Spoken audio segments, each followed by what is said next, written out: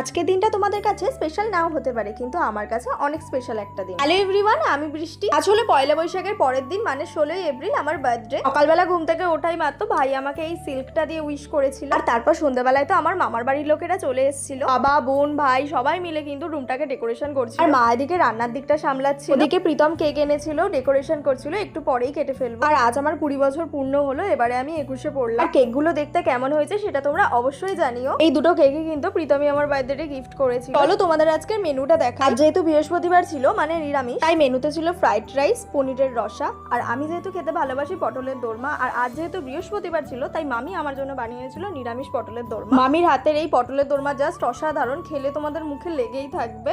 আর তার সঙ্গে মা কিন্তু বানিয়েছিল পায়েস। তারপর ফাইনালি এখন আমি কেকটা কাট করছিলাম। যতই বয়সটা বেড়ে যাক না কেন, জন্মদিন এলেই অপেক্ষা করে থাকি কখন আমি কেক কাট করব। আর অবশ্যই আমার বার্থডের জন্য বার্থডে গিফট হিসেবে অবশ্যই একটা সাবস্ক্রাইব করে যেও।